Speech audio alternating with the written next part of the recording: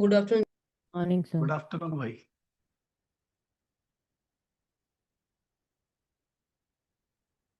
सुन sir. Good afternoon, good afternoon, good afternoon sir ji. Good afternoon भाई।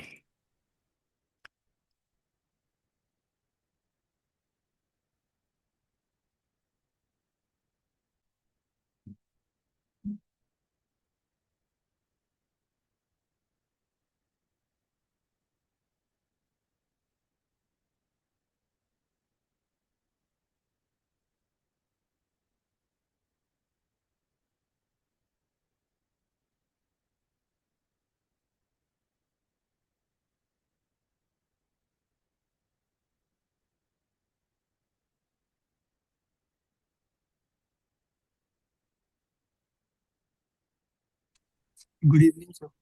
Good evening, good evening.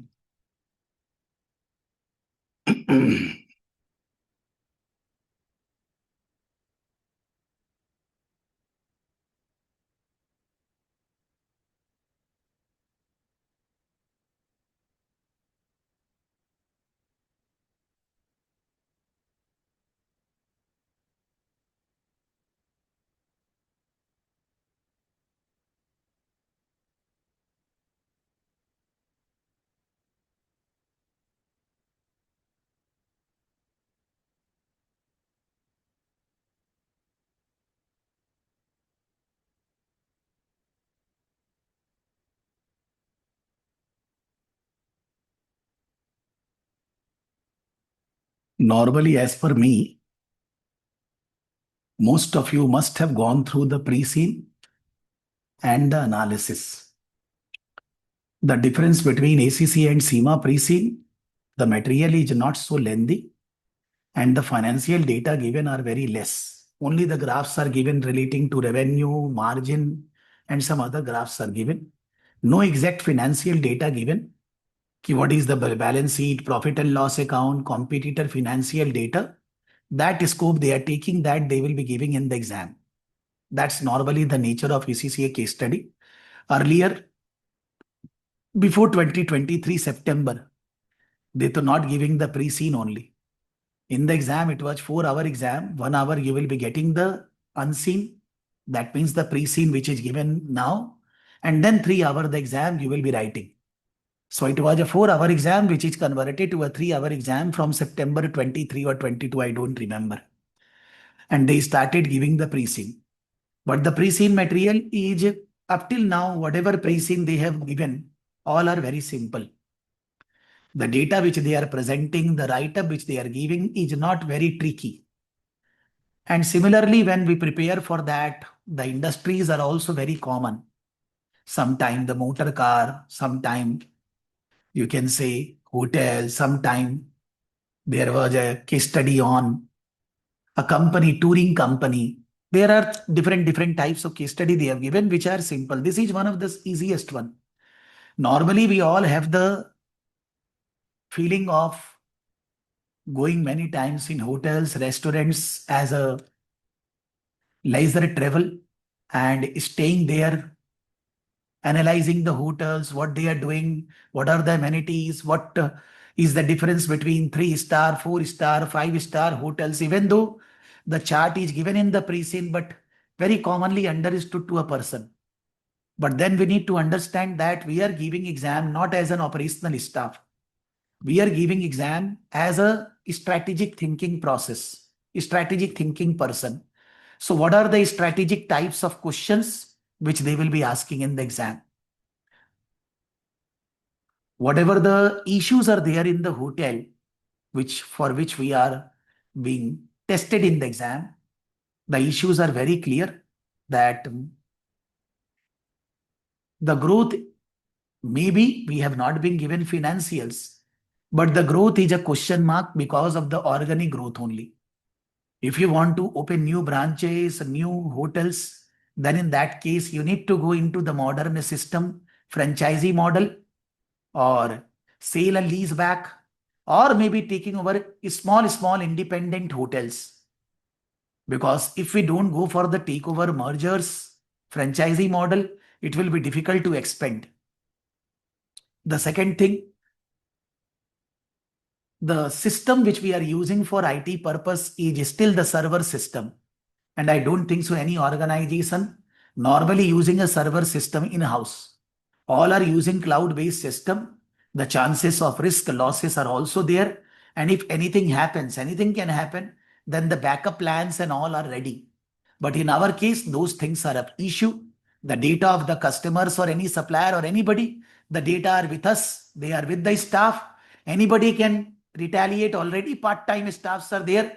So the data security, secrecy, maintenance of the operations, the IT technology part is a problem. We need to think about that, how we can change it, how gradually we can improve to a better system. The third thing, the problem of hotel seasonal business. It's not only in them, in any hotel business. During season time, Happy New Year, Durga Puja, Diwali and all that, the people comes. But then other times, if it is a leisure hotel, it is difficult to increase the occupancy.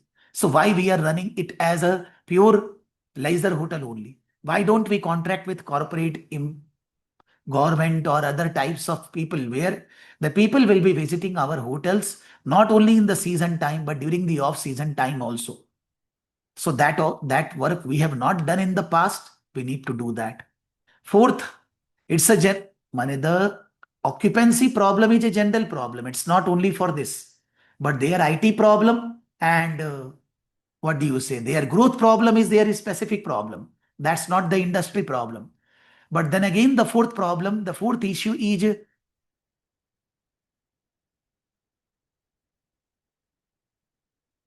which is you can say specifically relating to them only that they are offering huge discount in generating revenue to local persons. Local managers, hotel managers are given huge authority of 25% discount.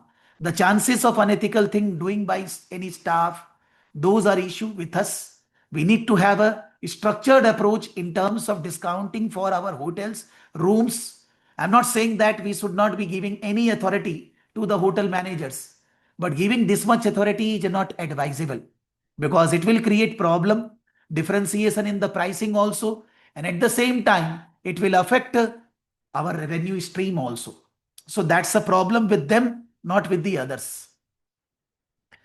As we said that key, most of our operations are based on our own IT system, whether it's a reservation, whether it's a housekeeping function, whether it's a different normal functions, appointment of staff, removal, everything, training, all based on our own IT systems, all based on our own functions, which is not appropriate. Because I have taught in the SEMA case study, hotel industry, 5 star and 1 or 2 times came.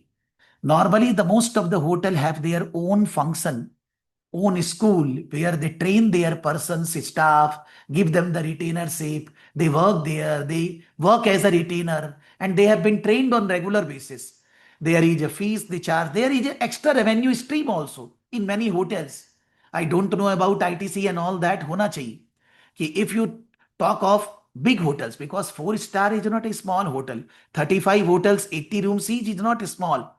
They can start their own academy where those who want to go in the laser industry, they will be coming, they will be retrained, and we will be getting the employee from our own organization only. So it will be the trained employee we will be getting for improvement in the service, and it's a source of revenue also. I don't know whether they will be giving a question on that, but that since I have already taught the hotel industry in other SEMA syllabus, that means here this comes scheme because it will solve the problem of our staff, labor turnover, the difference in the services, their part-time staff, the regular staff are not there. All these problems will be solved. Even when we train the staff, they can be hired by other hotel chains also through our academy. That's the revenue stream also, and that will remove our problem of staff management. I can understand in the hotel odd hour service, so labor turnover will be very high. But then with proper structured approach, we can reduce or we can maintain our labor turnover in a given range. Then we can say that the opportunities for the growth for us, as I said in the beginning, are whether it's a franchisee model or taking over small independent hotels or sale and lease back. Why not we should be doing this together as I have written? That some of the hotels we take on franchisee model. We need to be very sure that who are the franchisee, what is their background, whether they will not be destroying our goodwill brand. But we don't need to invest capital. The franchisee will invest the capital, there will be a franchisee fee, and we need to maintain our brand. Maybe we can do this on one or two pilot hotels at some of the places where we don't have the hotels located. Try that on the basis of that. Or some of the hotels are not running very well. Then we are need of funds also. Maybe we are closing. They have written that some of the hotels recently they have closed also. So why not in some of the hotel we go for sale and lease back? That we will sell to a banker, to anybody, and we will get a money. Now the hotel is sold and then it is given to the same person as a lease. So you get the funds also and it is on lease given to that person on operation. That funds you can utilize for growth, for improving your IT system, for cloud monitoring, for different things, for making the money, schools, for hotels, or maybe for employee management, for other weak areas. We can utilize that money and grow our organization. Since we are a profitable organization, operating profit margin is very good. We have funds and the cash flow is coming. We can think along those lines and we don't need to go for outside borrowing so much unless and until we are thinking a very vast growth in a very speed time. Otherwise, with our operations, with some the modern technology we can use and we will be able to grow our business. We can also say that the problem of seasonality is common, but then how we can manage that? In the off season, why not we offer some type of package, loyalty discounts, or maybe if you book the rooms for a larger period, then there will be extra discount. Or in the off season, we can offer some more and more corporate types of events. Why not we are offering in our restaurants, because they have written the restaurant food is only available for the hotel residents only. But why not we can offer to outsiders? Maybe we can sell through Swiggy and all that. When we are making good food, that can be sold and it can increase revenue. So increasing the opportunities for revenue and at the same time increasing the off-peak seasons, money off seasons, how we can increase revenue, that's a task we need to manage. We can trial and test in some of the hotels. But we should also maintain that some of the prime hotels which are giving us, because we have not been given out of 35 hotels, which are the major revenue generating hotels. Those hotels we can continue as owner managed only to maintain the quality standards so that we are not taking risk of going haywire as compared to whatever we have done in last 60 years. So that should not be done. But then some changes need to be done for strategic development. If there is any problem, ethical issue or sustainability issue from customers, from staff, from food wastage, from any regulatory authority, or maybe because of the data security, because already in the Eastland, there are problems of the data management that we are already not, maybe there are any issues. Why this has happened? What are the things which we have not managed properly? What we need to go forward, doing things, manage things so that it will not happen again. The internal control audit process, more and more stringent in the organization, because we are not small and we want to grow. We are profitable. So we need to think along those lines that water wastage should be reduced, water should be reused, the food wastage should be reduced, different types of foods which we are making, how they can be made, how they can be used for other purpose, maybe donation or something, so that we can reduce our carbon emission, local sourcing of materials, all things that sustainability ethics issues are there, which is in every hotel, biggest hotel also. But this also is a common testing thing which they can ask. As far as the corporate governance is concerned, not so much written, but executive, non-executive directors and numbers are equal. If you exclude the NED, then maybe the numbers is slightly not matching, but otherwise it's more or less, and different committees are there. They have not been given so much detail about directors' knowledge, experience, obviously, whether the company is listed or not written that also. So if it is a listed company and all that, it's much bigger company, then the directors must have the experience. Otherwise, Maybe we can opt for some questions in the exam that what changes in the director structure require, like we discussed in the SEMA case study. Appointment of directors, removal of directors, or somebody is retiring, or maybe appointment of new directors. What should be done? How the process should be accomplished? Or if there is a person who is a director have interest in some other area, then how that interest can be protected? That also can be asked. Nothing is given in the pre-scene, just the information of director, some information given. At the same time, since in SEMA, they give the all the financial data already. So you do the calculation of ratios, debt equity, interest coverage, profitability, and all that in advance. But in your case, the financial data is not given. So maybe in the exam, they will give you the financials. May not be very lengthy financials, the way it is given in the SEMA. But they have given in the past exams, not recently 2-3 exams, but earlier. And you need to do some calculation in Excel for ratios, debt equity, or interest coverage, or maybe profitability, or maybe turnover ratios, efficiency of assets ratios. Some ratios need to calculate and then comment about that, how we are performing, what we need to improve. Because they have given in the past, they can again give. I generally don't think so that they can test your knowledge in accounting area, sale and lease back accounting or leasing accounting, franchisee accounting. Lagta nahi hai. But if they give some basic understanding, not that journal entry, you need to develop. Ki if there is a hotel and we are giving that hotel, we are selling and then lease back. Suppose we have an hotel and we are selling to Amit ji. And the Amit ji giving the entire money, and now the Amit ji is given that hotel to run as a lease. So Amit ji has given the entire money, how it will be accounted for, how the lease accounting will be done. Normally in lease, we say that whenever we get we need to pay the lease rent. The other person, you are going for sale and lease back. So you are selling and now you are taking back on lease. That means you need to pay the lease rent. Earlier you were the owner, now you are the lessee. You get the money, you want to use that money and then you want to run the hotel as a lessee. When you sell the hotel, then there is a money received. Whether that money is equal to the fair value of the hotel, more than the fair value or less than the fair value. Nobody can say that it will be different than the fair value, because why anybody will sell you, give you the money for the hotel more than the fair value, or why you will receive less than the fair value. So normally suppose the hotel value is $100 million and we sold for $100 million only, fair value 100. But in the books, the value of the hotel after depreciation is not 100. And then what we are doing? After selling the hotel for 100 million, from that same person, we are taking on lease, sale and lease back. The accounting body is saying that you cannot record the hotel at $100 million at the price at which you sold out. In your books, the hotel after depreciation, the value is say $20 million.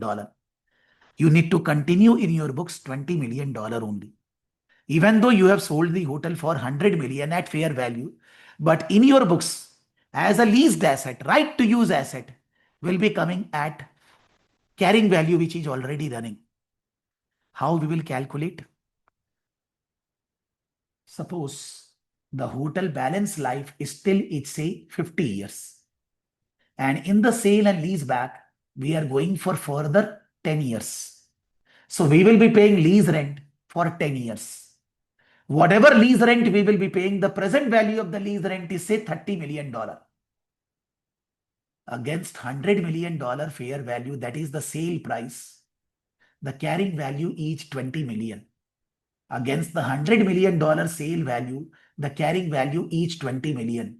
So against 30 million, the lease present value, lease rent present value, what is the proportionate carrying value? For 100 million, it is 20 million, 20%. For 30 million, it is 20% each, 6 million. That means we want to say that under the lease assets, the lease property value, right to use assets value, the hotel which were ours, we were the owner, but now we are the lessee. So it will be recorded at 6 million. How it will be accounted for? You were selling the hotel for 100. So cash you received for 100 million. The assets 30 million gone. So as 20 million gone. So assets credit 20 million. The right to use assets will be 6 million because the lease value is 6 million, proportionate of 20 million. Lease liability will be 30 million credit. That is, you need to pay the lease rent in 10 years. The difference will be the profit or loss on sale. You will receive cash. You will record lease liability, present value of lease payment. You will cancel the hotel value. You will write right to use asset. Balancing figure will be said as the profit or loss on sale and lease back. The sale and lease back is not allowing you to record the assets at 100 million. It is saying that it will continue at the same proportionate carrying value. If the lease is for a partial life of the assets, then the same proportionate carrying value. Because otherwise people will do what? They will record higher value, they will claim higher depreciation, they will make income tax department notanki. That is not allowed. You need to continue the assets in the books at the proportionate carrying value. You will continue like that. I am not saying you need to write all the thing exactly like accounting. But at least why I am saying this, not that, forget about figures. When you are selling, you are getting money. So when you are getting money for assets, then there is a loss or gain on sale. But you are going for lease back. So there is a lease. When you are taking an asset on lease, it will still be there in your books at a right to use assets, maybe the lease value. So you need to account for properly. With that, the effect on the financials, the effect on the profit or loss, other income, the effect on the, what do you say, our operations, because we got the money, where we are utilizing, that need to be analyzed before going into this. And we cannot do this for all the hotels. For some of the pilot hotels, we can do. Analyze कि sale and lease back में जाने से what will be the effect on revenue PAR, what will be the effect on the revenue, what will be the effect on the cost with the lease rent expenditures and all that, where you can use that money, a financial analysis. At the same time, the non-financial analysis, how it will help us to grow our business. We don't know, or I know that they have never asked in strategic business leader case study accounting portion. But since it is an accounting course, financial accounting, SBR वगैरह है, सीमा में उतना नहीं है, but आप लोग के है, कुछ थोड़ा ज्यादा डिटेल में जा सकता है. There they don't ask any accounting area for them. But your case, since you are an ACCA student, कुछ accounting portion they can do slightly more deeper. Maybe some ratio, maybe some sale and lease back accounting, not passing journal entry or anything, but more relating to explaining the accounting concepts. As far as you can say, when you're writing the answers for ethics and sustainability is concerned, as I always say, either you remember the ethics portion, that means the principles, 5 principle: integrity, objectivity, confidentiality, and professional behavior, professional competence. Or you can write the way you feel, don't have to use the technical stuff. But when I have given you the notes, the normal thing is also written in the bullet points and at the same time correlated with the ethical principles also. So that you can correlate कि भैया मेरे को कैसे जाना है. It is not essential that you need to write the integrity is violated, the objectivity is violated. But if you want to write in your own words, in your own understanding, you can. Because ethics, sustainability, some questions will be there. Out of 3-4 questions, generally they give 3 only. Out of 3-4 questions, some part 10, 12, 15 marks will be on ethics and sustainability. Sustainability is in every business, as I said. If you are not sustainable in procuring your resources, in connecting with your suppliers, in reducing the carbon emission, in utilizing recycling or resources, water, everything, food or everything, that means you are doing bad for the economy, bad for the human beings, bad for the society. It's not good. People will not be liking your hotel. You will not be able to create brand and you will not be able to attract customers. आपका cell नहीं बढ़ेगा, आपका profit नहीं बढ़ेगा, the problems will be rising. You need to think about ethics and sustainability always while doing business. At a gross level, not a single business or any organization can be 100% ethical. कोई नहीं हो सकता, संभव ही नहीं है. अभी if I am taking, as I said in the SEMA batch also, if I am taking the class, I am doing some sustainability issues. इतना सारा लाइट जल रहा है, खराब तो कर ही रहे हैं ना, बट क्लास लेना बंद थोड़ी ना कर दे. But if I am doing something which is Whatever wastage of resources I'm doing, I'm creating more and more resources. That means I'm ethical. That means I'm sustainable. हमको वो सोचना है. It's not that we can run our organization without water, air, without food, without this. हमारा तो business ही है. लेकिन उसको कैसे प्रोटेक्ट किया जाए, कैसे रिसाइकलिंग किया जाए, what are the new technologies are coming, food के अंदर क्या किया जाए जिससे कि हेल्थ और सेफ्टी भी मेंटेन रहे, और उसको that we need to always keep in mind while writing any strategic level exam. Because her institute ये सोच रहा है, they are thinking that you become, after qualifying, ethical sustainable person. You think about the society, you think about the carbon emission, you think about, what do you say, natural resources protection, you think about renewable sources usage, you think about local procurement, so that so much carbon emission because of purchasing from different far locations will not, you will be connecting with the suppliers who are like ethical like you, who are sustainable like you have an audit system where you are not involving with any suppliers who are not doing that. ये आपको सोचना है, ये करना है, हर समय इसको ध्यान में रखना है, और अपने जो भी सिनेरियो वगैरह वो लोग देगा उससे कोरिलेट करना है. एरिया फिक्स्ड है, क्या आएगा गारंटी है, कोई ये नहीं है कि क्या. I cannot say the story which they will create in exhibits, but these are the areas which are going to come in exam. Growth का एरिया हो, आईटी रिस्क हो, ऑफ सीजन का क्वेश्चन हो, या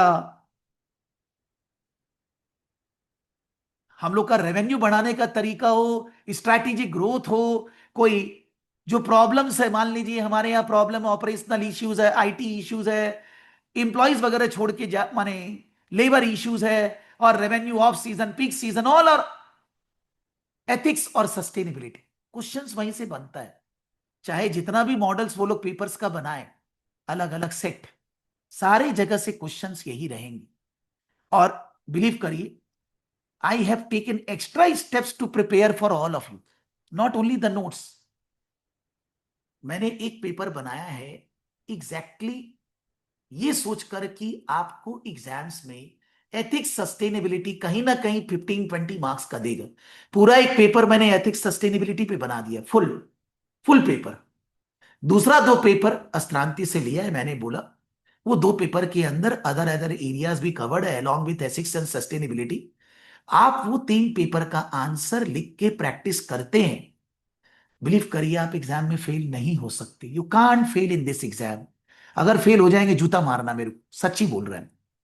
बट वही बात, sir हमसे लिखा नहीं जा रहा है, आई एम नॉट, हम कहां बोल रहे लिखा जा, तो एग्जाम में कैसे लिखा जाएगा. Please understand that when I am giving you mock paper, जब आपका एग्जाम 7 दिन 10 दिन बाद है, बात को मानिए. आपको अभी डर लग रहा है, आप नहीं लिख पा रहे हैं, शब्द नहीं आ रहे, you are not able to think, तो वो एग्जाम में भी तो होएगा ना. लेकिन आप 2-3 बार घर पे करोगे, एग्जाम में नहीं होएगा, ऑटोमेटिकली पॉइंट्स आएगा, ऑटोमेटिकली आप अच्छे से लिख पाओगे.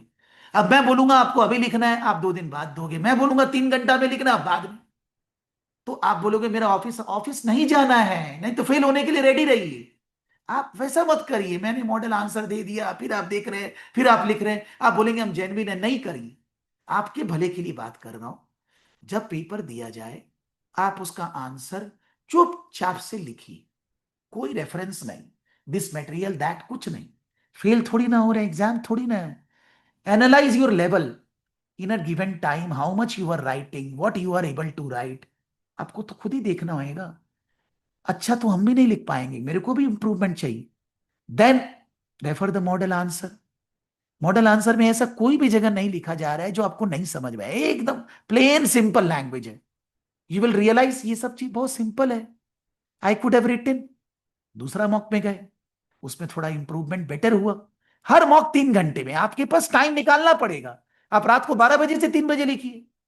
यू कांट से दैट कि मेरे पास टाइम नहीं है, ऑफिस ही है. फिर आप एग्जाम को खिलवाड़ कर रहे हैं. You are not doing what need to be done. Forget about me. Pass होना है तो वो करना पड़ेगा ना. स्टूडेंट सर से, सर मेरे से लिखा ही नहीं जाता, तो एग्जाम में क्या करेंगे. इसका कोई फॉर्मूला तो नहीं है ना. It is not balance sheet, PL account, या कोई एएफएम पढ़ेंगे तो भाई फॉर्मूला है, फ्यूचर कैलकुलेशन ऐसे कर. This is not that. ये ओपन एंडेड है. आपको वो फ्लेयर डेवलप करना होगा. मे बी आपका इंग्लिश थोड़ा रॉन्ग है, maybe you are not able to write correct English, हम भी नहीं लिख पाते। थोड़ी ना वो लोग मार्क्स काट रहे हैं for spelling mistake, grammar mistake, बात कहां से आ रहा है? आप उसका प्रिपरेशन लाइन पे नहीं कर रहे।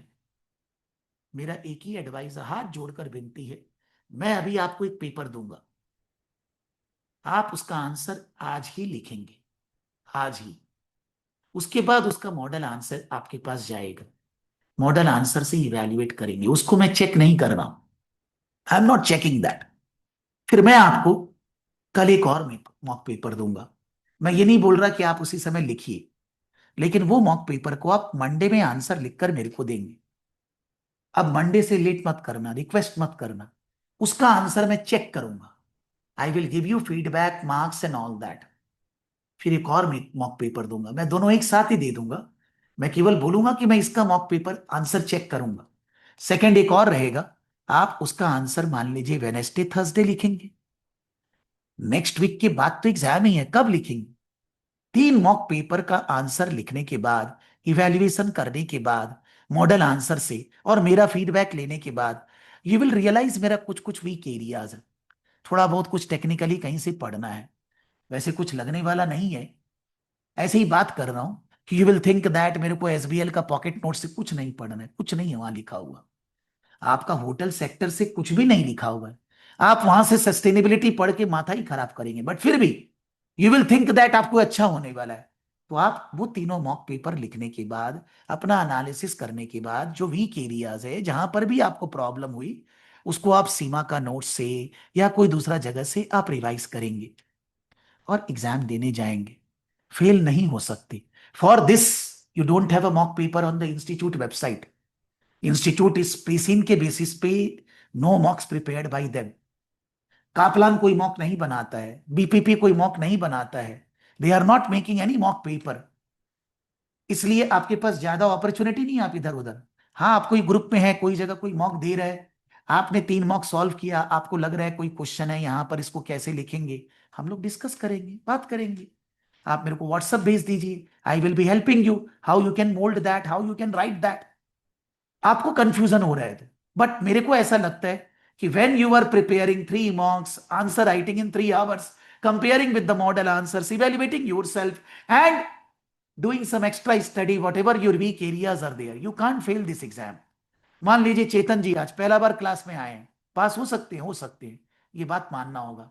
बोलेगा सर हम तो कोई भी क्लास नहीं किया, आप क्या करें? जो नहीं किया नहीं किया, व्हाट इज गॉन। अभी आगे सोचना है ना। आप बोलेंगे कि सर मैंने कोई आंसर लिखा नहीं लिखा, अभी आगे, अब ये करना होगा, this is must, Anu, this has to be done, no excuse for this, you will pass the exam. SBL का एग्जाम एसीसीए के अंदर इजी एग्जाम है, pass percentage very good. Student ज्यादा ही बदमाशी करेगा तो फेल होएगा, otherwise they don't fail. They don't prepare, then in that case they will fail, otherwise they can not fail. SBR का एग्जाम में इजी है, ज्यादा फेल नहीं है। 50-55% रिजल्ट है, अच्छा अच्छा नंबर लाते हैं स्टूडेंट्स। गड़बड़ एएफएम एपीएम है, वहीं पर गड़बड़ है, या ऑडिटिंग कोई दे रहा हो तो।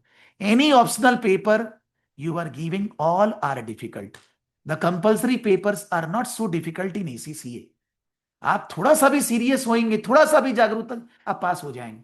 But don't take it like that कि मैंने तो 7 दिन में पास हो गया, दुनिया को बोलेंगे, वैसे नहीं।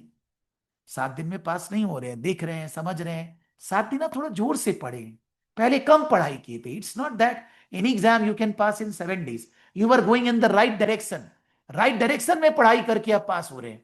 वैसे नहीं है कि आप जैसे तैसे पास हो रहे हैं। Think along those lines and follow my instructions. You will not find any problem in passing these exams. मैं कोई लाइन बाय लाइन प्रीसी नहीं पढ़ रहा हूं, बिकॉज कोई फायदा नहीं है। या मैं इसका भी अपना एनालिसिस को भी मैं लाइन बाय लाइन नहीं पढ़ रहा हूं।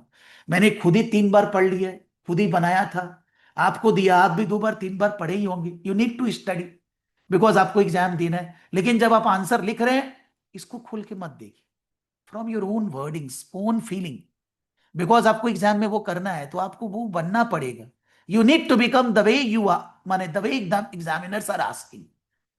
That is my advice, my suggestion, my feeling, what you should all be doing to pass this exams. It's not difficult, if you follow this, you will easily pass this exam.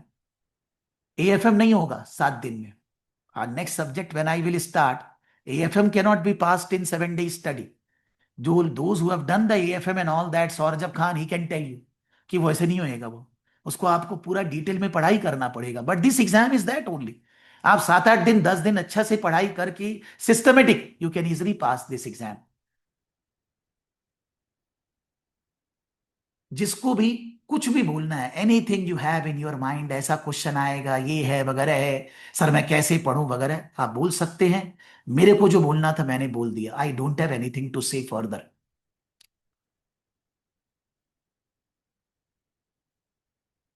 Amol Gade ji, क्या sir? Hello sir जी।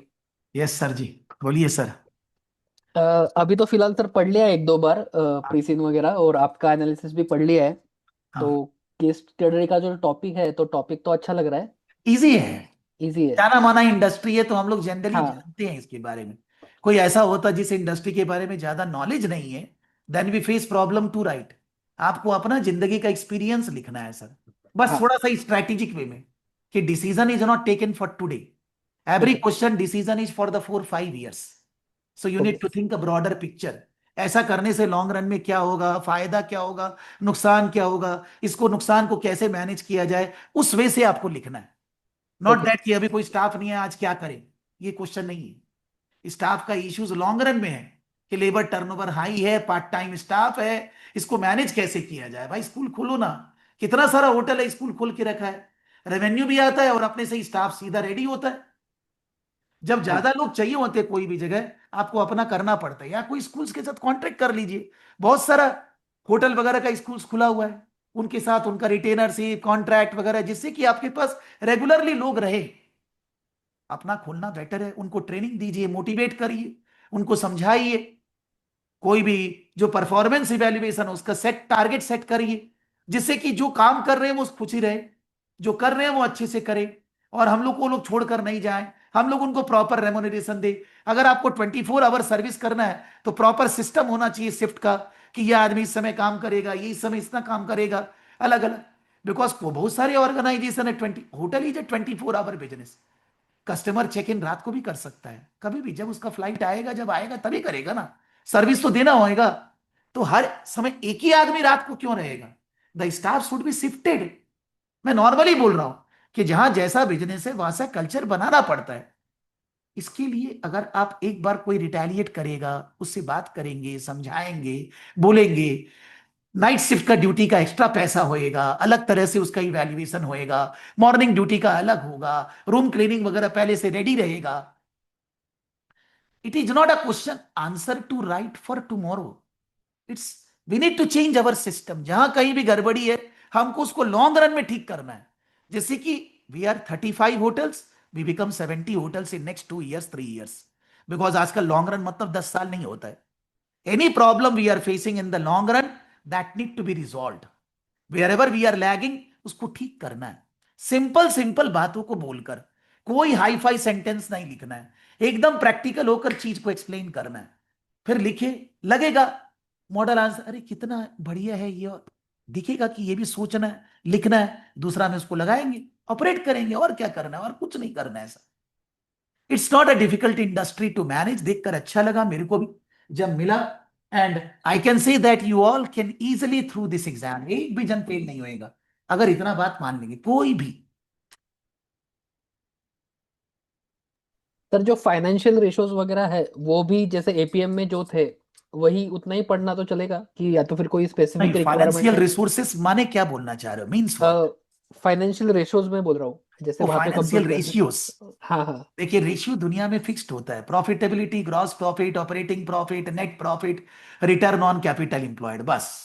Okay अब आपको अलग अलग ratio निकालना है. ये खर्चा sales का कितना परसेंट है, डिटेल के लिए निकाल सकते हैं. ओके दूसरा हुआ, you can say short term solvency, inventory turnover, receivable turnover. हम लोग के केस में ये सब थोड़ा कम ही होना चाहिए. Because first of all receivable कुछ है क्या हमारे यहाँ? लेजर कस्टमर को हम बोलेंगे तुम रह के जाओ, बाद में पैसा देना, नहीं हो सकता. कॉर्पोरेट कस्टमर है, क्लाइंट है, हम लोग बोले भैया हमारा खाता चलता है, 2 महीना 3 महीना बाद पैसा दे देना, हो सकता है. यानी कि अगर फिनेंशियल्स देगा तो रिसीवेबल कुछ देने वाला नहीं है आपको, है ही नहीं, कहां से आएगा? No receivable in this industry. Inventory थोड़ा सा हमारे पास लाइनिंग है, कटलरीज है, या हम लोग बोल सकते हैं हमारे पास फूड वगैरह है जो बना रहे हैं, खाना पीना, इन्वेंट्री है। लेकिन नॉन करंट एसेट्स ही ज्यादा है, सब सेल्फ ओन्ड है, ओनर मैनेज्ड होटल है, फ्रेंचाइजी वगैरह तो है नहीं। Non current assets are very heavy, current assets are very low. Cash bank वगैरह जरूर होना चाहिए ऑपरेशंस को कंडक्ट करने के लिए, बट अदरवाइज इन्वेंट्री लो है और रिसीवेबल्स है ही नहीं, unless and until we change our business stance. तो आज अगर आप निकालते हो रिसीवेबल टर्नओवर, निकालोगे कहां से? इन्वेंट्री टर्नओवर निकाल सकते हो, कॉस्ट ऑफ गुड्स सोल्ड में इन्वेंट्री कितना पीरियड है, या आप inventory turnover cost of sale divided by inventory कितना टाइम्स है, निकाल सकते हो। लेकिन ऑपरेशंस में मेन मतलब है जो रेगुलरली खर्चा होता है उसके लिए कैश और बैंक बैलेंस एडिक्वेट है क्या, नहीं है तो क्या हम लोग बैंक ओडी लेकर रखे, लिए हैं कि नहीं, वो देखना है। अगर आप आते हैं करंट रेशियो, क्विक रेशियो निकाल सकते हैं, मेनली करंट रेशियो ही रेलिवेंट है। अगर आप निकालते हैं debt equity, long term solvency, debt by debt plus equity, interest coverage ratio, debt कितना इक्विटी पता नहीं चल रहा है, प्रीसीन में नहीं है, आपको दे दिया तो आपको लॉन्ग टर्म सॉल्वेंसी देखना तो पड़ेगा ना। प्रॉफिट हमारा बढ़िया है, प्रॉफिटिंग प्रॉफिट, नेट प्रॉफिट भी बढ़िया होना चाहिए, तो इन दैट केस इक्विटी अच्छा खासा है। लेकिन अगर बहुत ज्यादा लोन लेकर रखे हैं, क्या वो खराब है? होटल इंडस्ट्री में डेट अच्छा खासा चलता है। If you see the financials जो मैंने एग्जांपल दिया है, आईटीसी का देख लीजिए, किसी का भी, सबका डेट अच्छा खासा, because they have land building and all that to offer as security. But उसमें डेट कम्पोनेंट्स बहुत खराब नहीं होना चाहिए, ये करो ऐसा नहीं करो तो आप वो सब मैनेज नहीं कर पाएंगे। अगर ऐसा है तो आपको डेट और नहीं लेना है।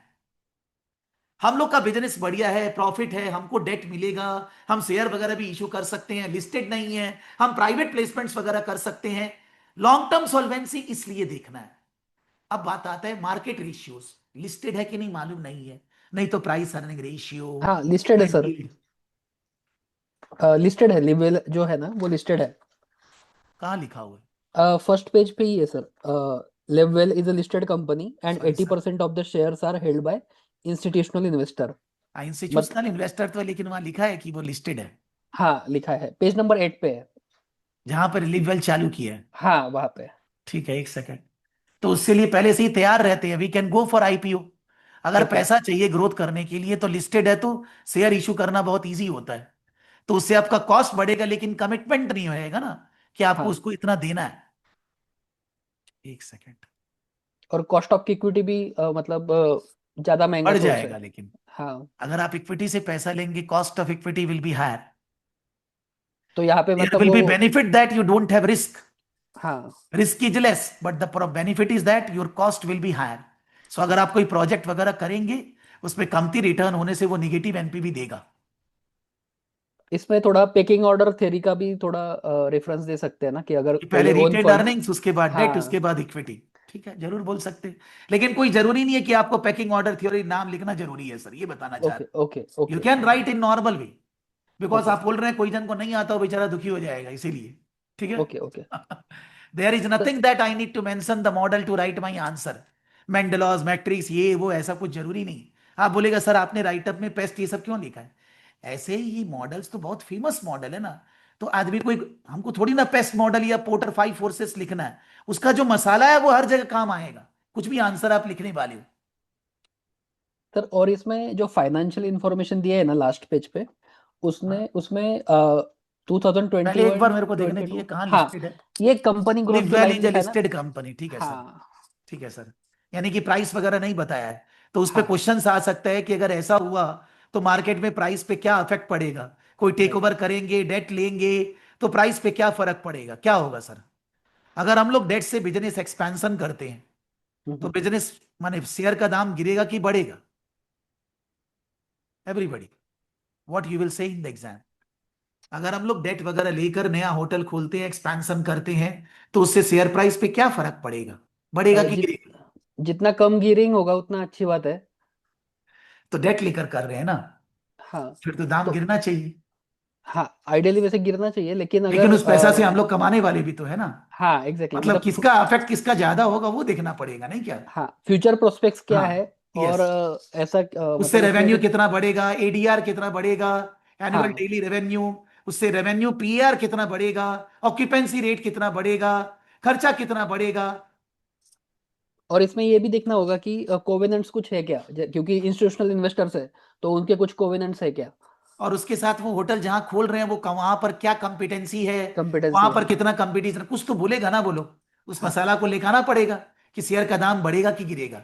डेट लेना खराब बात, हाँ, एडवर्स रिस्क, तो इट रिस्क विल है। रिड्यूस योर प्राइसेस, बट उस हम्म, पैसा का आप क्या करने वाले हैं, that hmm, will have a positive impact. दोनों में से जो सुपर पावर होगा उसके बेसिस पे प्राइस अफेक्ट करेगा। राइट। तो सर ये लास्ट, हाँ ठीक है, हाँ, बोलिए बोलिए।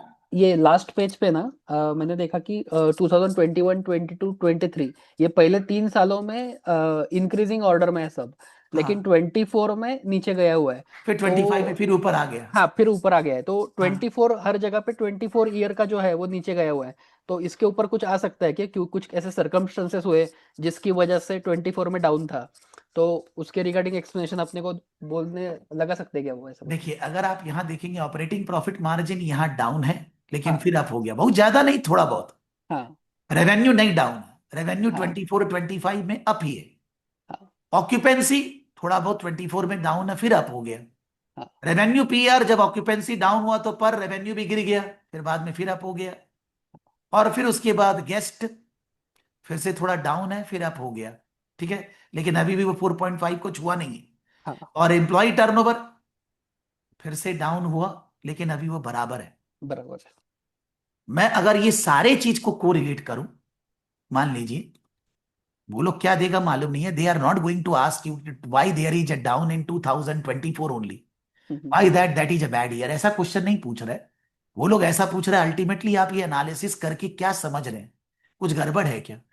हो सकता है कि यहां पर टर्नओवर माने इंप्लॉय टर्नओवर डाउन है, इसका मतलब इंप्लॉय कमती छोड़कर जा रहे हैं, ज्यादातर लोग रह रहे हैं, बहुत ज्यादा डिफरेंस नहीं है।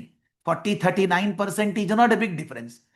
बट इंप्लॉय टर्नओवर अगर डाउन है, मतलब हमारे यहाँ पुराने इंप्लॉय काम कर रहे हैं, तो फिर तो सेटिस्फेक्शन लेवल गेस्ट का बढ़िया ही होना चाहिए। Those who are working earlier they are working with you. फिर इधर यहां पर रेवेन्यू वगैरह ऑक्यूपेंसी वगैरह कम होने का कोई कारण नहीं है। यहां पर प्रॉफिट मार्जिन रेवेन्यू वगैरह, रेवेन्यू तो ज्यादा है, प्रॉफिट मार्जिन कम होने का कोई कारण नहीं है। मेरे को ऐसा लगता है मे भी जहां पर हम लोग हैं वहां पर हो सकता है कि 24 में inflation was there and the inflation in the cost was higher than the inflation in the cell.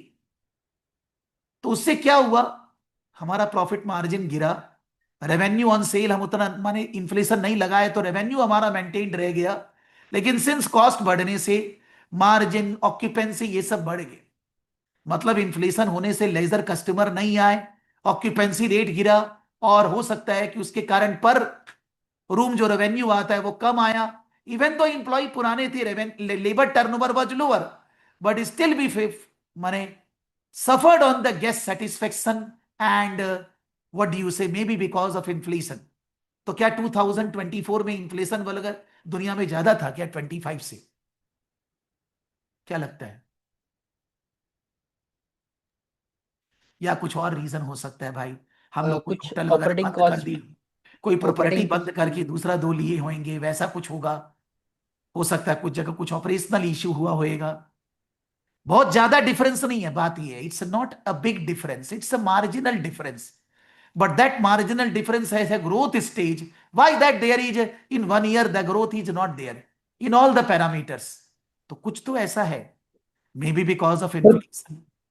Yes, sir pricing का इशू हो सकता है प्राइसिंग 2024। प्राइसिंग मतलब देखिए रेवेन्यू तो बढ़ा है, तो कॉस्ट का इश्यू हो सकता है कि मार्जिन डाउन है। और कॉस्ट का हम्म। इश्यू इसलिए कि मान लीजिए मार्केट में इन्फ्लेशन हुआ होएगा तो लोग होटल में रहने नहीं आ रहे हैं, ऑक्यूपेंसी डाउन हुआ ना sir. Occupancy occupancy down down हुआ हुआ तो प्राइस बढ़ने फिर भी से रेवेन्यू बढ़ा। ऑक्यूपेंट लोग नहीं आ रहे हैं। इवन तो हो सकता है कि आप डिस्काउंट दे रहे हैं लेकिन उनके लिए वो भी ज्यादा है, या कुछ और ऑपरेशनल इश्यू का, दो तीन होटल बंद होगा, स्ट्राइक हो गया होगा, कुछ हुआ होगा, मालूम नहीं है सर, ऐसे तो बोलना मुश्किल है हवा में। But something must have happened which was not there in the other years, for that reason the 2024 performance is bad. maybe we can compare with 24 performance of ours with the industry। और अगर industry में भी सब चीज ऐसे ही down है then it is the norm of the industry. और अगर इंडस्ट्री में ठीक है लेकिन हम लोग का डाउन है तो कोई तो इश्यू होएगा। बट अभी हम लोग का पर्पस क्या है कि खाली 20, अभी तो 25 भी खत्म हो गया है मोटा मोटी, जैसे ये लोग सितंबर का फाइनेंशियल्स बोलना चाह रहा है ये लोग, तो 25 में आप आ चुके हैं। अल्टीमेटली सबको देखकर आगे का बात सोचना है, not for 24। The question can not be based on 24 में ऐसा क्यों हुआ। आप लिखने के टाइम पे बोल सकते हैं कि 24 में ऐसा हुआ, वापस हो सकता है। हम लोग को चौकन्ना रहना है, हम लोग को ध्यान देना है, जो भी वो लोग कुछ बोलेंगे अनसीन के अंदर। बट ऐसे ऊपर ऊपर से बोलना मुश्किल है सर, क्या गड़बड़ है, किस लिए हुआ, it's very difficult to say, because of what reason this has happened. Maybe it is small change, but that small change why it has happened, हवा में बोल के मतलब नहीं है सर। Okay sir. सर इसके मिशन और values में ना इन्होंने एक बात बोली है कि पॉजिटिविटी, हाँ वही पेज पे, हाँ हाँ यही यही। यही पॉजिटिविटी। तो हाँ अभी उन्होंने लिखा है कि we enjoy what we do, हाँ। मतलब क्या, अभी इस चीज को कैसे इंटरप्रेट करें? आपको पढ़ने में मजा आ रहा है? हाँ आ रहा है तो आप पास होंगे। If you don't enjoy whatever you are doing, you can not give good outcome satisfaction to the other person. मेरे को पढ़ाने में मजा आ रहा है, अगर नहीं आ रहा है तो मैं आपको सेटिस्फेक्शन नहीं दे सकता सर। काम तो ओनर नहीं करेगा ना, काम तो स्टाफ करेंगे। अगर they are not enjoying their work, they are dissatisfied, they are sad, you can not give satisfaction to the customers और एनी अदर पर्सन। मतलब ये कल्चर के ऊपर है। होता है। अब सेटिस्फाई आदमी कैसे होगा? उसके साथ ठीक से व्यवहार हो, उसको ठीक हेल्थ और सेफ्टी मिले, उसको रेमोनरेशन ठीक मिले, अगर वो अच्छा काम करता है उसको इंसेंटिव मिले, तब होगा, नहीं तो नहीं होएगा। Okay sir. मतलब आप खुशी होंगे तभी आप अच्छा काम कर पाएंगे। दुख में वो भूलने का बात होता है, फेलियर्स आर द पिलर्स, नहीं होता है सर, मैं बहुत बार बोलता हूं। Success are the pillars of success. जब आप पास होते हैं ना, जोश अलग होता है, याद करिए। जब गड़बड़ होता है तो दिल टूट जाता है यार, आदमी काम नहीं कर पाता है।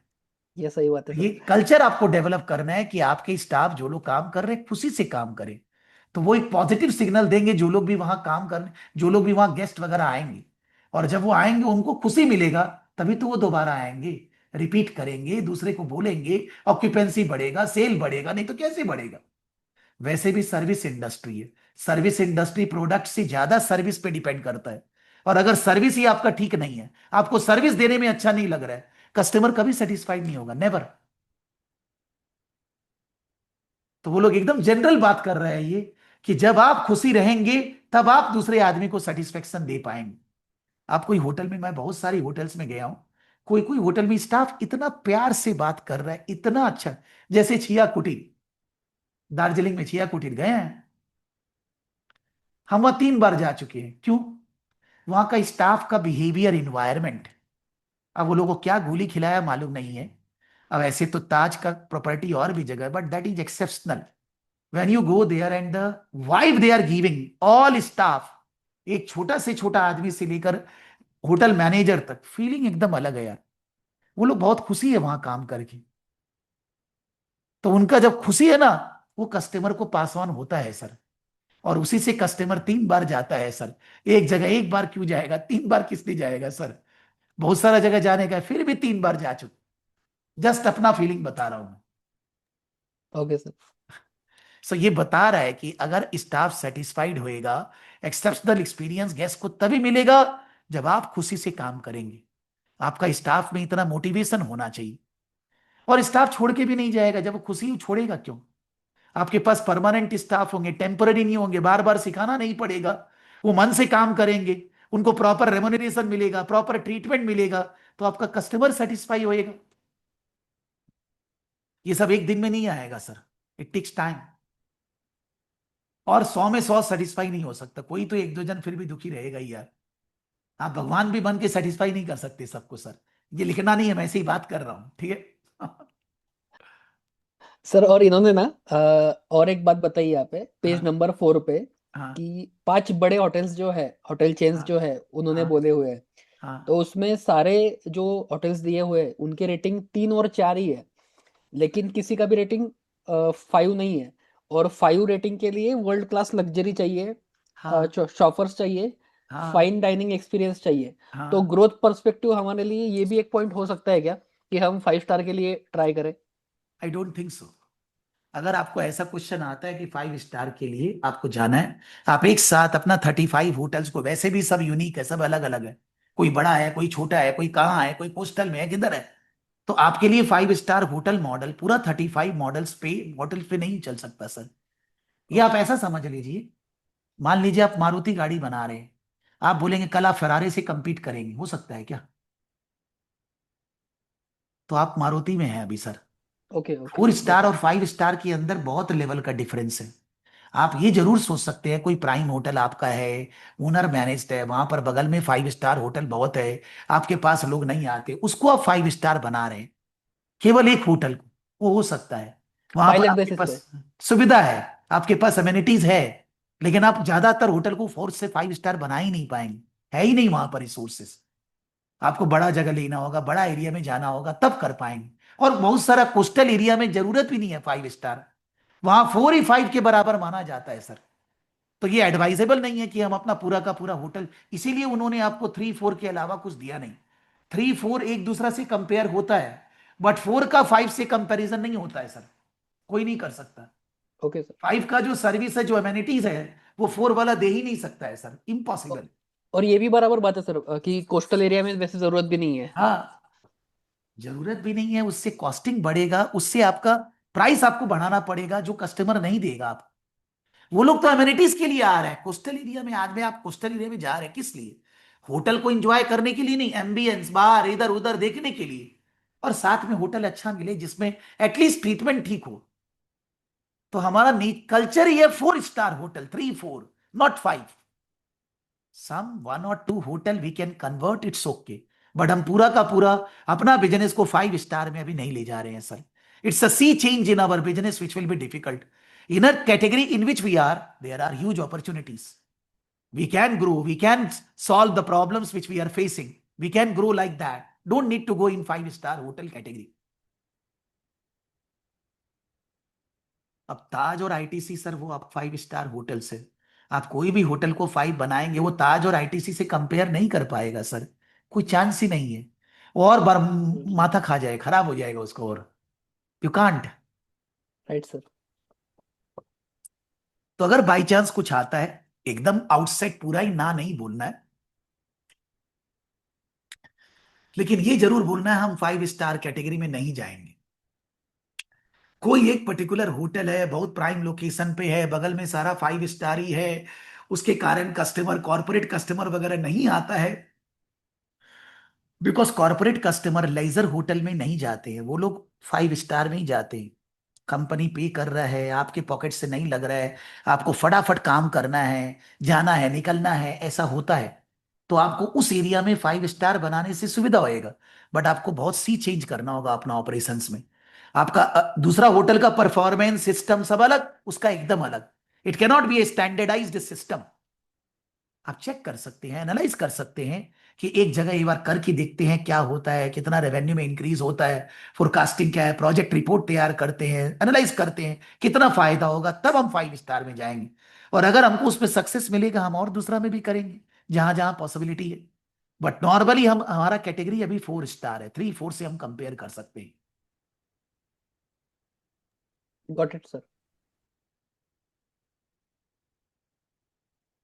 क्या हम लोग 1 और 2 स्टार कर सकते हैं? नहीं, हमारा ब्रांड 3 4 स्टार में है, हम 1 और 2 स्टार में भी नहीं जा सकते, वो तो पेइंग गेस्ट वगैरह ये सब हो गया। तो हम उसको कंपेयर कैसे करेंगे? अगर हम किसी को टेक ओवर भी करेंगे, हम उसको 4 स्टार बना लेंगे, इतना मेरे को बुद्धि होना चाहिए। हम होटल इंडस्ट्री का एक कैटेगरी में फॉल कर रहे हैं, वो कैटेगरी को हमको मेंटेन करना है, उस कैटेगरी में जो कॉम्पिटिटिव लोग उनसे फाइट करना है, दूसरा कैटेगरी का कॉम्पिटिटर से फाइट नहीं करना है। कोई 1 और 2 स्टार वाला बहुत कम पैसा, आपका उससे कोई कंपटीशन नहीं है, भूल जाइए उसको आप, वो आपके एरिया में ही नहीं है। ना 5 स्टार वाला आपसे कंपैरिजन में है, वो क्या चार्ज कर रहे हैं, क्या कर, उससे मत कंपेयर करिए, इट्स इलॉजिकल कंपैरिजन। आप अगर उससे कंपैरिजन करेंगे, दोनों जगह ही फंसेंगे। बिकॉज हम नॉर्मली बोलता है, घर में 3 बच्चा लोग हो, बीच वाला जो बच्चा है, सब डांट उसी को सहना पड़ता है, क्यों? छोटा कुछ करेगा, तुम्हारे से छोटा है, बात मानो ना उसका, बड़ा कुछ करेगा तुम्हारे से बड़ा, उसका नहीं सुनेगा तुम। हम बीच वाला ही है यार। तो 4 star is a middle category, you can't compare them with 1 और 2 स्टार और 5 स्टार, ना उसमें कन्वर्ट करना है, हमको 4 में ही रहना है सर। और सर इसका रेवेन्यू जो हमने देखा, सोर्सेस ऑफ इनकम, इसमें रूम रेवेन्यू का ज्यादा है बाद में फूड एंड बेवरेजेस का है। तो इस इनको एक और सजेस्ट कर सकते हैं क्या, कि जैसे अभी हमने बहुत जरूर बार करना देखा है है। सर, फूड एंड बीवरेज हाँ बाहर वालों के लिए खोलना है। हाँ और साथ में हम लोग को ये सोचना है कि किस तरह से हम अपना रेस्टोरेंट्स वगैरह में और विजिट बढ़ाएं। क्या होता है कोस्टल एरिया में जब आप जाते हैं तो वहां होटल्स के बाहर रहते हैं आप ज्यादातर टाइम पे, वहीं पर खाना वाना खा लेते हैं। तो इन दैट केस होटल का रेवेन्यू बढ़ नहीं पाता है और वो लोग उस पर ध्यान भी नहीं देता है कि फूड और बीवरेज वगैरह पे हम कैसे ध्यान दें, वो ध्यान नहीं देते। लेकिन अगर हम लोग गेस्ट को डिस्काउंट दें, उसको अट्रैक्ट करें और वहां पर नया नया आइटम बनाएं, शेफ को चेंज करें, आइटम को चेंज करें, तो इवन तो बाहर जाएगा तो भी आके हमारे यहाँ ही खाएगा। आपने कभी कभी देखा होगा कोई कोस्टल वगैरह वगैरह में जाएंगे जो बहुत बड़ा एरिया नहीं है, आप वहां कुछ सीनिक ब्यूटी ये सब के लिए गए हैं, आप होटल में खाना तभी खाएंगे जब होटल में अच्छा मिलेगा, if you like that, but they are not maintaining that quality. So you need to increase that revenue जिससे आपका रेवेन्यू बढ़े, और वो जरूरी करना है हमको। मेरा रेवेन्यू फ्रॉम रूम्स ही सब कुछ है। मोटा मोटी अदर रेवेन्यू या कोई माने कोई इवेंट के लिए भाड़ा पे देना, कोई शादी, ये सब तो नहीं कर रहे हम ज्यादा, क्योंकि हमारा कैटरिंग ठीक नहीं है, फूड एंड बीवरेज और अदर रेवेन्यू नहीं है, उनको इंप्रूव करना है हम लोग को। 4 स्टार में भी वो सब हो सकता है कोस्टल एरिया में। और इसमें क्रॉस सेलिंग अपॉर्चुनिटीज भी जनरेट कर सकते हैं, जैसे यस सर, हाँ कि ऑफ सीजन में आया तो बोले भैया खाना 50% डिस्काउंट में मिलेगा, 20% आपको डिस्काउंट मिलेगा, तो आदमी अपने आप थोड़ा डिस्काउंट के लिए आ जाएगा, वैल्यू बढ़ेगा, रेवेन्यू बढ़ेगा। और खाना आप 10 जन का बनाए या 15 जन का, बहुत ज्यादा कॉस्ट में डिफरेंस नहीं होता है सर। आप 1 से 10 जन बोलेंगे कॉस्टिंग में डिफरेंस जोर का है, बट आप 10 से 15 बोलेंगे it not creates much difference. वो सब सारा रिसोर्सेस वही लगता है, थोड़ा सा क्वांटिटी ऑफ रॉ मटेरियल बढ़ जाता है, नथिंग एल्स। सारा रिसोर्स, गैस, स्टाफ, बावर्ची खाना सब वही है सर। टाइम भी उतना ही लगने वाला है। Economies of scale, so you can with offering discount you can operate at a higher volume. और आजकल खाने का आइटम कितना तरह का बन सकता है यार, कितना तरह सजा सकते हैं, कितना वीडियो आप देखते होंगे, हम तो खाने का वीडियो बहुत दिखता है सर, सच्ची में। मेरे को इंटरेस्ट है फूड में, कि भाई कोई भी वीडियो अच्छा आता है हम सोचते हैं ये बनाएंगे, बनाते नहीं है वो अलग बात है सर, टाइम नहीं, लेकिन मेरे को लगता है कि बनाया जाए। So you understand you can offer different types of cuisine system which does not require huge expenditure, सब उसी इंग्रेडिएंट से बनता है। आप उसको इंप्रूव कर सकते हैं, उसका मैनेजमेंट को बेटर कर सकते हैं, उससे आपका रेवेन्यू भी बढ़ेगा और लोग होटल में रहने आएंगे उस कारण से। रूम रेवेन्यू जो आप बोले ना, क्रॉस सेलिंग, रूम का रेवेन्यू भी बढ़ने लगेगा उससे। हाँ सर। तो these are all I mean to say, मान लीजिए मैं जो बोल रहा हूं मैं तो जनरल बात कर रहा हूं सर, कुछ नहीं कि भाई कोई ज्ञान है, जनरल जो एक्सपीरियंस मैंने लिया लाइफ में होटल वगैरह जाने में इधर उधर, उसी को लगा रहे हैं अपने, तो उसको लिख रहे हैं। एग्जामिनर को बहुत पसंद आएगा, मतलब बिलीव करिए आपको लगेगा ये तो नॉर्मल, नॉर्मल कहाँ लिख रहा है, आप नॉर्मल बात से स्ट्रैटेजी को रिलेट कर रहे हैं। कैसे फूड एंड बीवरेज का रेवेन्यू बढ़ेगा, कैसे वो होटल को फायदा देगा, कैसे इकोनॉमीज ऑफ स्केल आएगा, आप वो बता रहे हैं, आप थोड़ी ना नॉर्मल बात कर रहे हैं। You are talking high level thing only. और Simple जैसे कोस्टल एरिया solutions में, are strategic solutions, not that you need to find out for strategic purpose a bigger solution. Coastal area में हैप्पी आवर्स भी रख सकते हैं वैसे वो बेवरेजेस के लिए। एकदम सर, जरूर। कि इस टाइम पे आइए, इस टाइम पे आपको ड्रिंक वगैरह 20% प्राइस पे मिलेगा, या by one get one free है, तो बीवरेज पे ज्यादा सेल हो जाएगा। कितना सारा होटल कलकत्ता में ही चला आता है, मेट्रोपॉलिटन में। जो जो आप एक्सपीरियंस किए हैं दुनिया में सब लिखते जाइएगा सर, ये बात समझ लीजिए। ये मत सोचिएगा कि यहां लिखा हुआ नहीं है, मॉडल आंसर में नहीं है, सब लिख सकते हैं आप। Be very open ended in writing your flair of answer. आप बोलेंगे मैं सोच नहीं पा रहा, सोचने का क्या है इसमें, होटल है, बिजनेस चला रहे हैं, होटल का बिजनेस को बढ़ाना है भाई, हम वहां काम कर रहे हैं, आपको बोला जा रहा है आप वहां के कंसल्टेंट हैं, आप सीनियर फाइनेंस मैनेजर है, फाइनेंस डायरेक्टर है, कोई भी है, आपको उसका रेवेन्यू बढ़ाना है, प्रॉफिट बढ़ाना है, प्रॉब्लम को सॉल्व करना है, कैसे करेंगे, अपना जिंदगी लगा दीजिए उसमें जितना आपको नॉलेज है, ज्ञान।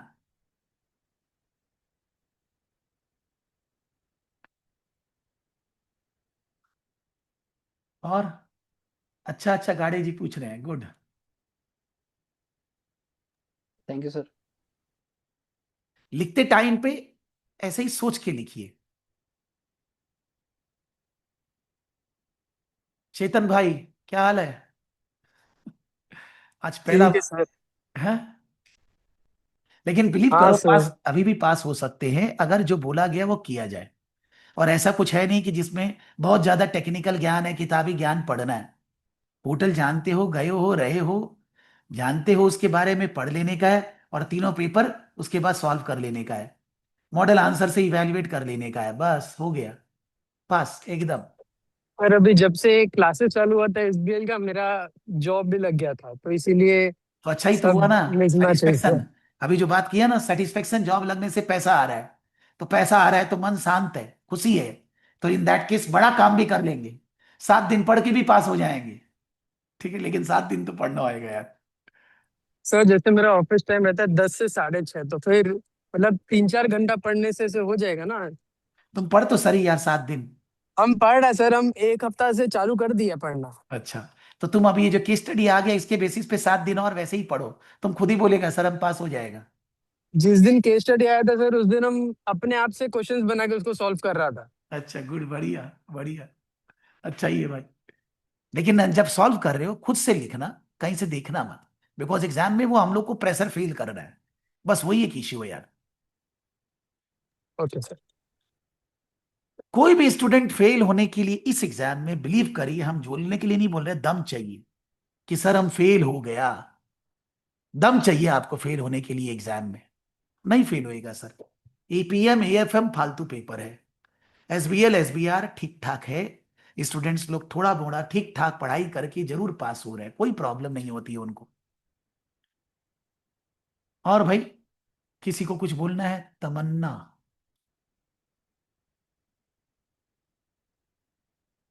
तन्मा, ठीक है भाई। सर कॉस्टिंग में जो पढ़ा था ना, अब समझ में आ रहा है कि कहाँ अप्लाई हो रहा है वो। जिंदगी यही है सर, वो सब ऐसे ही पढ़ते थे हम लोग, स्किल लेवल, ये जिंदगी है।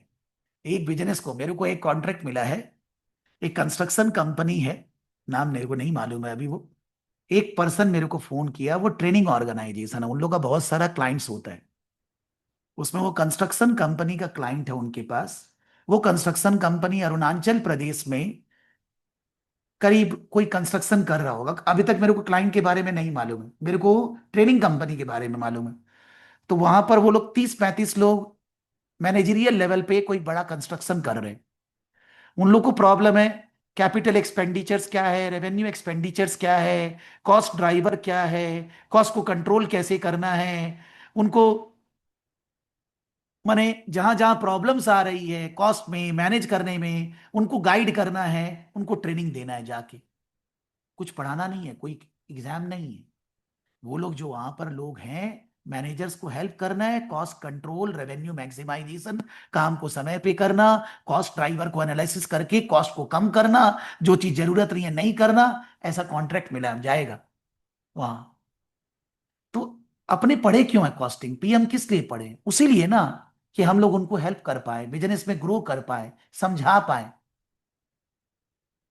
ये वही है सर, ये एक्चुअली बिजनेस है। आप अपने लिए बिजनेस कर रहे हैं, किसी के क्या काम कर रहे हैं, दिस इज दैट बिजनेस। बहुत मजा आता है मेरे को तो पढ़ने पढ़ाने में, सच्ची बोल रहा हूं। In place of if I am teaching AFM और APM, this is actually logical thing which we need to study, how to grow a business, how to solve the problem of a business which is relating to anything। आप management accountant है, financial accountant, आपका काम ही है business का problems को दूर करना, business को आगे ले जाना, अपना किसी और का। तो जो तुम जहां काम कर रहे हो वहां ये करना चालू कर दो, नहीं भी दिया तो भी करो, बहुत जल्दी ग्रोथ होगा, ईसीसी होने के पहले ही ग्रोथ हो जाएगा यार। हाँ सर, अभी स्टार्टिंग स्टार्टिंग में तो बहुत मजा भी आ रहा है। हाँ फाइनेंस के लिए वो लोग वो सिर्फ कॉस्टिंग दे रहा है, फाइनेंस हाँ पे तो हम उन लोग को बोल रहे हैं कि थोड़ा आप लोग दीजिए तो हम कुछ करें। हाँ, ठीक है। आप लोग को कुछ भी पूछना हो आप मेरे से कनेक्ट कर सकते हैं, मैं हरदम बोला हूं, मैं आपको क्लास के बाद मॉक पेपर मेल कर रहा हूं, आपको उसका आंसर आज ही लिखना है, अभी नहीं। अगर अभी नहीं लिखना, खोलना मत पेपर, पेपर तभी खोलना जब सोचो एग्जाम जैसे चालू हो गया। आपको 7 बजे लिखना, आप 7 बजे खोलिए ना, कौन मना कर रहा है? खोलकर 3 घंटा में आंसर लिखना है, हम आपको उसका मेल करेंगे आंसर, मॉडल आंसर कल सुबह। आप रात को 12, 1, 2 बजे तक जब लिखिए, जब हम मॉडल आंसर मेल करेंगे साथ में 2 पेपर और मेल कर देंगे, वो दोनों पेपर आपको मंडे और एक वेनेसडे थर्सडे लिखना है 3 घंटा में। जो मंडे लिखेंगे वो मैं चेक करूंगा, आंसर्स इवेल्युएट करके मार्क्स दूंगा। जो कल लिखे आज लिखेंगे और जो एक और, वो नहीं मार्किंग होगा, बिकॉज तीनों मार्किंग नहीं हो सकता। एक का मार्किंग करेंगे, दो आप अपने आप को टटोलिएगा, और उसके बाद जहां जहां और दूसरा कोई चीज है आपको पढ़ना है वो पढ़िएगा और एग्जाम दीजिएगा।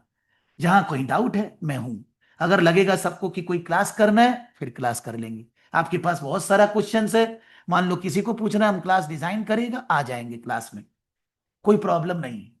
लेकिन तीनों पेपर का आंसर 3-3 घंटा में लिखना और इवेल्युएट करना, अपने आप को इंप्रूव करना सबके लिए जरूरी है। It's a must, no ifs and buts in this case.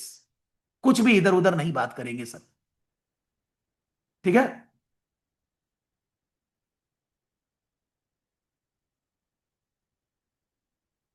Leave कर रहे हैं भाई, टाटा बाय बाय, कोई कुछ बोलता नहीं यार। Okay sir. ओके सर, ठीक है, थैंक यू। ओके। कोई थैंक भी यू। डाउट हो आप लोग मेरे से कनेक्ट करेंगे एनी टाइम 24/7 है। ओके, टाटा। बाय।